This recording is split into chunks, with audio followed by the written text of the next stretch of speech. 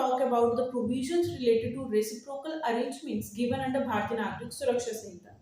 Now, firstly, we will talk about the application of Bharatiya Nagrik Suraksha Sanhita to understand these provisions. Before proceeding with the video, please subscribe to the channel and share it with your friends. Now, Bharatiya Nagrik Suraksha Sanhita as per section 1 is applicable to whole of India except state of Nagaland and some tribal areas. The reason of the exclusion is that these states and areas have special local structure for the administration of justice. That's why the provisions related to Bharatiya Nagrik Suraksha Sanhita is not applicable to these areas. And if we talk about India, then other areas are governed by Bharatiya Nagrik Suraksha Sanhita with regard to investigation, inquiry, trial, post-trial procedure, including the processes which are incidental to it, such as arrest, summons, search warrants, arrest warrants, and others, are all governed by Bharatiya Nagrik Suraksha Sanhita.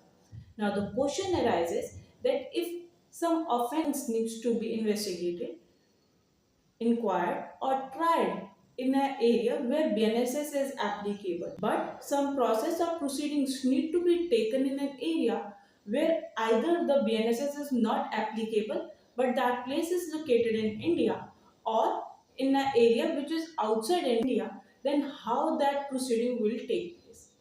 Now, to cover this gap, we have the provisions of reciprocal arrangements.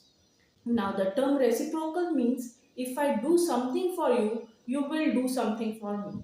It means mutual arrangements. Now, this provision of reciprocal arrangement is an agreement made by the government of India with the areas which are located outside India, so that if any proceedings need to be taken in that place, it can be smoothly taken.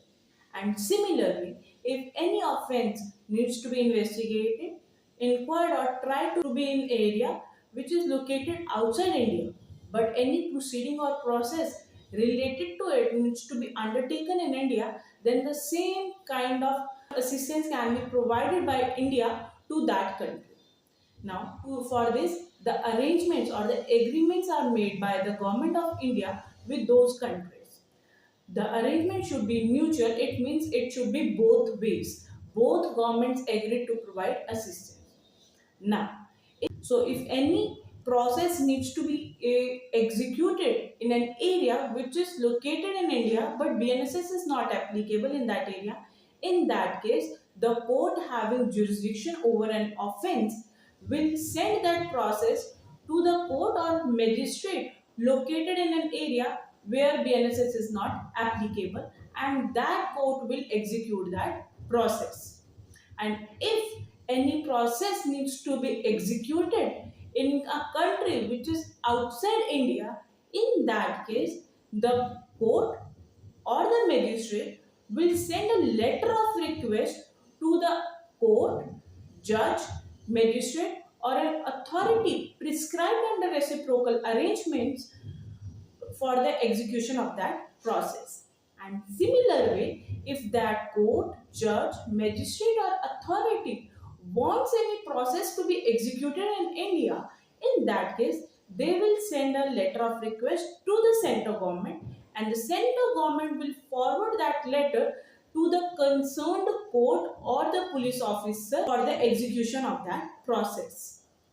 The provisions related to reciprocal arrangement is majorly covered under section 110 related to the territories which are located outside India, as well as areas which are though located in India but BNSS is not applicable.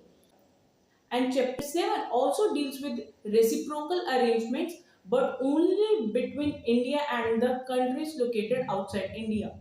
Chapter 7 is not applicable to the jurisdiction which are located in India but BNSS is not applicable. In that case, only section 110 is applicable.